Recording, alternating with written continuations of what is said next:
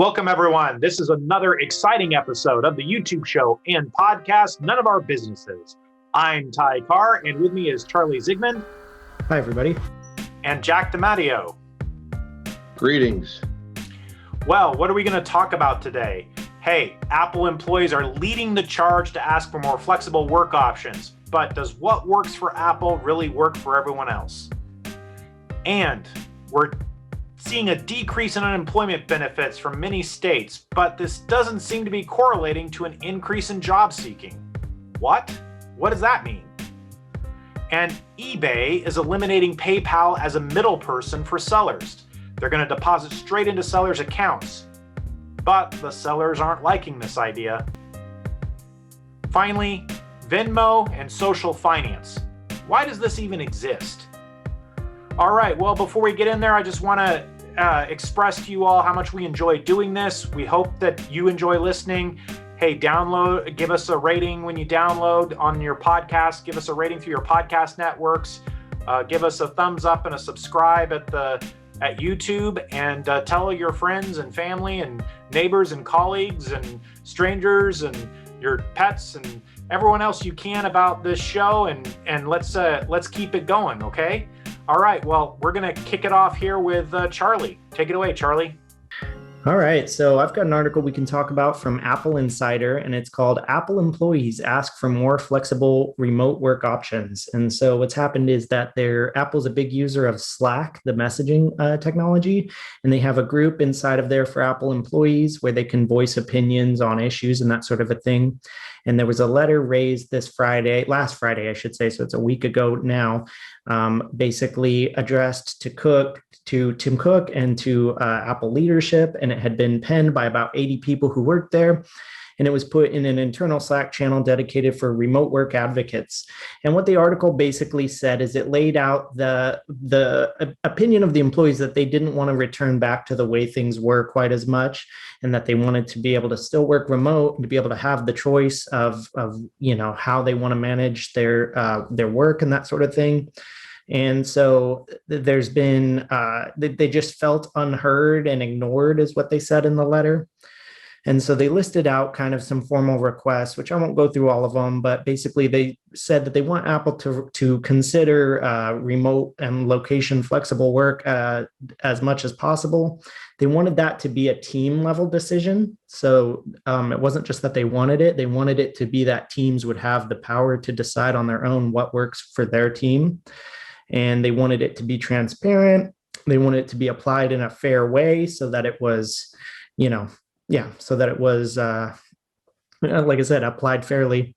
And so I guess for discussion, my question is, should this be how would you set up this decision at the company level? Is this a company-wide type of policy? Is it a team level sort of a thing? Should it be an individual level type of question, or maybe some mix, all of the above? What do you think?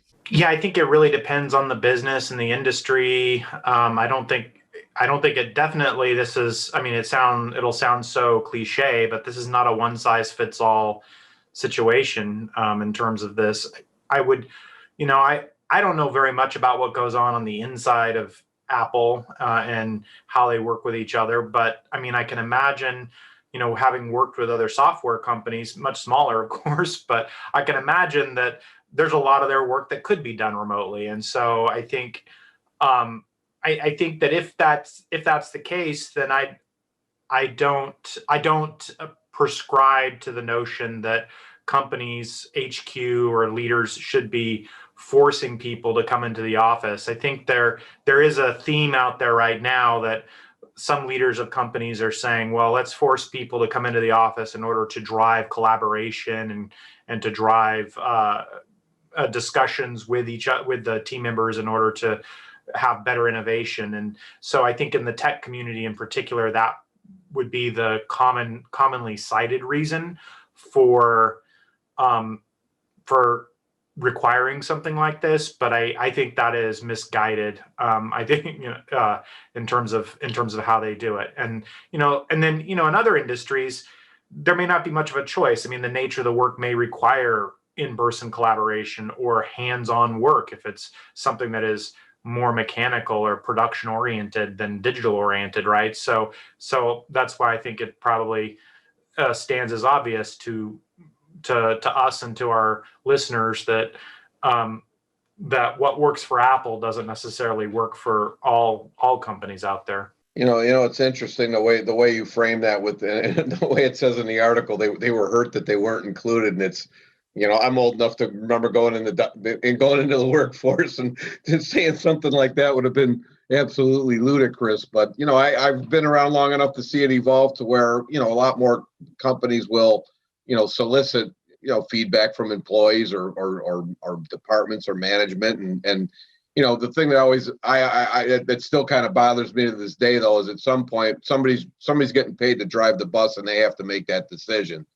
So and as somebody told me once, back in like the 50s and 60s, managing people was the easiest thing on earth because you had a generation that lived through the Great Depression, fought World War II, knew what it was like to be. They would do anything you told them. They were the easiest people in the world to manage. But I think now we see it more and more on a daily basis. People want that. They want to be involved in that decision. They want that autonomy. I think Ty brought up an excellent point. You can't take Apple and apply that to the rest of the workforce, because there's a whole, you're working in a machine shop. You have to be at the machine shop. You have to be standing there welding or running the machine or whatever it is you're doing. But I just think that you're going to see this become more of an issue, because this genie's out of the bottle. People have been hinting at it forever, and people on more really a trial basis have been working remotely. Now that people have got a taste of it, and they can actually, it's a proven model now. People are succeeding, and in a lot of cases, you're getting better production out of people who are working remotely than you had when they were going to the office. So I just think any company that has the ability to offer this as an option and chooses not to is really hurting themselves in the long run, especially when you have a situation like we have today, where there seems to be a shortage of qualified workers in a lot of high profile critical type positions. So I think the company that stands by you have to come into the office model is going to get left in the dust in the long run, because I think remote work is here to stay. Yeah, I'm with you 100%. And yeah, just to kind of expand on your point that you made about being sort of laughed at if they were to ask that type of question. It reminded me that one of the specific demands they had in the letter was that they want exit interviews to be asked if remote people who are leaving the company need to be asked whether or not remote work was the reason they left. And it was a very formal way of putting that same kind of thing into play of like, we're going to make sure we're asking everybody who leaves what they thought about. So I just thought it was interesting. But do you have another article we can talk about, Jack? Yes, absolutely. And I think it kind of, it's a nice dovetail to the one that we just talked about, where, everybody's hearing the talk about, well, we need to get these people off of unemployment. We're paying them too much. Stop doing that. And they're going to go back to work. And, my take on it has been probably in a lot of these lower level menial jobs, that may have been the case. But I think what this article points out and what this article talks about is the fact that in a lot of these states where the unemployment bonus is already, or whatever you want to call it, has already been eliminated, you would think that would spur more job searches, people trying to get back into the workforce. But what actually has happened is counterintuitive. It's gone the other way. There's fewer people searching. So I think it kind of dovetails to a lot of the things we've talked about on this podcast over the last month or two with this. I don't think there's really that great of an understanding of what's really going on in this workforce. I think we have a real shortage of jobs, of people trained to do the jobs that are open, because I find it really hard to believe that somebody would stay home on unemployment making half as much as they could if they went into a job and had the security of a job and billing. People just aren't really wired that way. So I think it kind of solidifies what we've talked about a lot on here, where I just think we have a huge gap in training and lining people up with the jobs that we have openings for. Wanted to know what you guys thought about the article. Yeah, well, I mean, it's interesting because we've kind of introduced a lot of new variables into it as well, but in the form of, like, for example, all the unemployment benefits got extended with in terms of the amount, and they were going for longer periods. I think even things like moratoriums on evictions and stuff like that will lead to people maybe being more okay not taking a job and getting behind on their bills. I think the kind of herd mentality, I don't want to say herd mentality, but when things are feeling crazy and everybody's dealing with this pandemic, it feels like it would be more acceptable at that moment to become a discouraged worker and not try to enter back into the workforce, because it feels like the whole world is going to shambles or whatever. And now we're on the recovery, so that kind of excuse should be going away. But I could see how someone might use that as a justification to not work for a longer period of time than they would have in the past had they been unemployed. So I don't know. Those are my thoughts. What do you think, Ty? So let me get it straight though, that what they're showing is, or what they're saying is, that the decrease in unemployment benefits is not correlating to an increase in employment. People aren't going back to work just because the benefits decreased right now. Exactly. There's fewer people looking for work, not more people. It would be the opposite of what you would expect. Yeah, I mean, that is puzzling, right? And it's like, well, yeah, so but I think, you both already said it, in the sense of maybe people saved up enough from benefits that they had to carry on not going back to work right away. but yeah, it does seem like you would see some kind of movement there. So that is odd. I don't know what to make of that, right? That is definitely counterintuitive. I mean, your guess, our audience's guess, is as good as mine on why we're not seeing the correlation that we would expect on that front. I mean, I think there's some that will probably postulate that the lack of correlation here means there was a lack of correlation previously, that the unemployment benefits were not preventing people from being in the workforce to begin with. But I think that would be premature to come to that conclusion. I mean, the unemployment benefits have just slowed down in most places. So I think the story on what this means is yet to be written. I think stay tuned. It's really interesting that you said, because I mean, long before the pandemic hit, what we had, probably unemployment was half the rate that it is today. And what were we hearing? I can't find any help. There's no qualified people. Well, here we are, fast forward, we've gone through a pandemic, and the wisdom out there is that, hey, there's still a lot of people looking for work. But obviously, when you look at a story like this, that's not necessarily the case. And with an unemployment rate twice as high as it was back then when we couldn't find people, it doesn't seem like that situation's gotten any better. I mean, my hunch just tells me that there's, it was interesting because I had somebody text me this the other day. They were talking about, all these companies are looking for people. And, my answer to that was, well, maybe they need to stop looking for a unicorn if all they need is a plow mill. But we've all heard it. They interview people 6 times. You go through committees, you do presentations. It's just, the hiring processes in a lot of ways is just to find a way to eliminate people. And, if you're running around trying to find perfect people, I teaser alert, you're not going to find any. So I think a lot of it has to do with the fact that these companies absolutely refuse to loosen the standards on some of their screening practices. So kind of my 2 cents on that. Charlie, do you have something else for us this week? Yeah, I've got something that's definitely not a contributing factor to our unemployment situation. In BBC News, there's an article called "eBay Sellers Can No Longer Use PayPal Under New Terms." And so PayPal and eBay have historically been linked since the beginning to where every eBay seller was able to get paid through PayPal. It would then route into PayPal, and they could then use it immediately or move it to their bank, whatever they saw fit. And eBay and PayPal had central owners, but they weren't necessarily the exact same company. And so there was kind of a 2-party system going on in that setup. And what's changing is that effective June 1st, eBay is going to be the payment processor instead of using PayPal for that purpose. Customers will still be able to use PayPal, so it won't be that big of a change to customers, but to a seller, it will mean that eBay payments would go straight into their bank. They mean that they would take an extra day because apparently it's 2 business days instead of 1.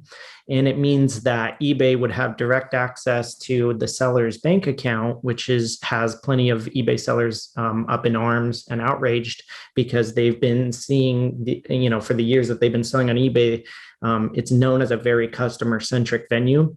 And so they know that eBay's management can be kind of draconian about how they shut down accounts or that kind of thing. And so, yeah, I just thought it was kind of interesting from the theoretical point of view of like, when you're selling on an online marketplace, there's the marketplace facilitator and then the payment processor. I had never thought much about those being different parties, but it seems like to eBay sellers, it's a big deal that those two parties aren't the same entity. So I guess I'm wondering, do you guys think that that's a big deal? Should it be true that on all online sales, the payment processor is a different party than the marketplace facilitator because of issues like this? Or is that just not an issue, I guess? What do you think? Well, I think, yeah, your question hit on right what I surmised the controversy on this was for some sellers, that they don't want eBay to have direct access to their bank accounts. They like having kind of a middle party in there because, and I can only presume that, it is, and I think you were alluding to this, Charlie, but I can only presume it's because they feel like if there's some kind of disputed transaction or some kind of rule or thing that they're dealing with on the eBay side, they don't want eBay to have too much power in being able to access their accounts. And so they like the fact that it first routes through PayPal, and PayPal can act like a buffer between their actual bank accounts and eBay from kind of keep eBay out of their bank accounts. So yeah, I mean, I think, what is the relative importance of keeping eBay directly out of your bank account in a direct fashion? Not being an eBay seller, it's hard for me to kind of really fully empathize or kind of relate to the to the importance as the way it was described. But I guess that's the problem. It's an interesting point, but I'm going to share a similar story here in a minute. But whenever you start messing with people's bank accounts and money, it's something that you take very seriously. It's not willy-nilly, we're going to make this change and they'll be okay with it. It raises these kind of issues. And I think in this situation, which is going to be a little bit different from the one I described, but I could definitely see that you wouldn't want, in a dispute situation, eBay to have undue influence on being able to determine that outcome, when they're holding money and they're calling balls and strikes, right? And they should be. You don't want them to have undue influence. Well, interesting one that this relates to for me is if you've ever used Concurred travel and expense reimbursement, they'd started and they went through buying sprees, were bought by everybody. American Express had them at one point. Well, finally, when SAP got around to purchasing them, SAP decided, that Concur always had its own homegrown payment system, which would make the disbursements into the accounts. Well, SAP determined that that's not the business they wanted to be in. They didn't do it all that. That wasn't their core competency, and they didn't want to be in that. And they thought it was better off to get out of that and partner with somebody third party who did that. Which it's a great idea, but it raises a lot of other issues, because then basically all of those, and in the company I'm talking with, it's a 10,000 plus user base. They basically all have to agree to that. And there's ways around it, but the thing is you think you can make a decision like this in a vacuum, but it doesn't necessarily work that way. When you start changing who's going to be processing payments, it raises a lot of red flags. A lot of different compliance and people are going to have concerns over that. I mean, they can try to mask it and sweep it under the carpet, but somebody as high profile as eBay is not going to be able to do that. It's going to jump and people are going to see it. But anytime that you're changing payment methodologies, and it's funny. Well, we'll see that in the next article coming up. It's funny how we've got these dovetailing, but every time you talk about payment methodology, it's gonna be emotional to a lot of people. and trigger compliance. Yeah, I agree completely. And it's just one of those things people hold, when that's your livelihood and that's what you do, then that's your core issue. And yeah, so I've seen it, in real life be an issue. And so it'll be interesting to see how it plays out. But yeah, you said you got another one. Can we talk about that? Well, this is a little bit, this is really scary. I didn't know this one. If you guys use Venmo, I have not. But if you don't have your privacy settings on, people can actually see what and how much you spent your money on. So, the article talks about a little bit, and I'm guilty as charged, who hasn't gone to their county website. They give Zillow as an example in here to see what your neighbor's house sold for. If they got any liens on their house. But I guess there's more people out there who are obsessed with what their neighbors are spending their money on. I don't necessarily, I just necessarily have fallen into that category, but to me, I think that's really scary that you've got an app out there that, unless you set it private, I mean, why on earth would that not be coded into this app that nobody could see your payment information? What universe would it be a good idea to even have that as an option? But I didn't realize this was even going on. I don't know if you guys have had any experience with this, or if you've had the urge to see what your next door neighbor was spending their money on, but thought this one was kind of interesting. What do you guys think? Yeah, I think it's really weird. I mean, that is what Venmo was designed for, though, is it's a social finance app. And so I don't know what the purpose of having social finance is. And I mean, you can look at it from the other angle too, right? I mean, you asked the question, Jack, well, who wants, why would somebody want to allow their stuff to be shared, or why would somebody want to be looking at their neighbors, right? Okay, that's the way you asked the question. Why would somebody want to be looking at everyone else's, their contacts and everyone else's finances? I mean, I would answer that question and say, well, that part's human nature. Me wanting to look at what everyone else is doing. Yeah, of course, I'd love to see like how everybody else is spending their money. I think that part's easier to understand. I think the harder part to understand is who out there wants to share their finance and what they're paying with everyone else, because you're signing up for this on purpose with the intent that it is a social network, that you're, why would you want to do that? That's a weird, to me, that's a whole weird thing. I have to say, we've had, I've had people, I have a Venmo account, even though I'm kind of saying, why would you want to do that? I have a Venmo account because I've had people who want me to pay that way. And so, it's like, okay, fine, or people who wanted to transact with a Venmo account. I'm like, man, okay, fine. But it was weird when I got in there, and then it was like, I could see some of my other contacts that they paid some other contact of mine. And it was like, why would I want to see that? I mean, and well, again, I know why I kind of would want to see that. It was kind of interesting, but I was like, why would I want somebody else to see that I did that? Why would I want somebody else to see that I paid one of our contacts that we have in common? I mean, it's just it's a weird concept, and I don't know why people want to share that. And I wish they didn't, and I wish they didn't ask me to participate in it, but whatever.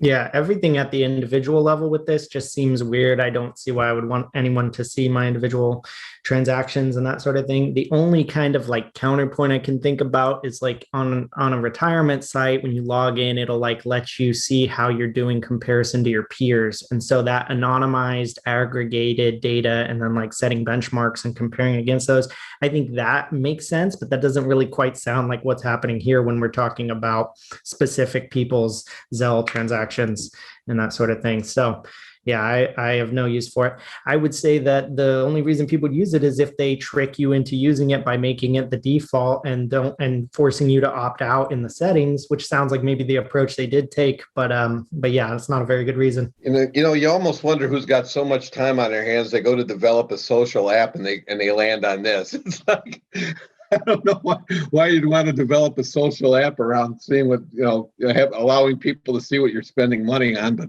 I guess, I'm probably ashamed. I should be ashamed to admit this. I've only heard of Venmo in the last month or two. I haven't really paid attention, but now I guess I will. When people want me to pay Venmo, I'll say, that's okay. My old dinosaur ass is going to send you a check, and you better like it if you want to get paid. I don't think I'll be participating in Venmo, but crazier by the minute. All right, everybody, this has been the None of Our Businesses YouTube show and podcast. Please like and subscribe and share us with all your friends and your network. And yeah, if you enjoyed our content, check back again next week for more business updates from an accountant's perspective. We also have a sister podcast, Profitless on Purpose, where they talk about everything relating to the nonprofit space. So check that out as well on these same channels. Thank you.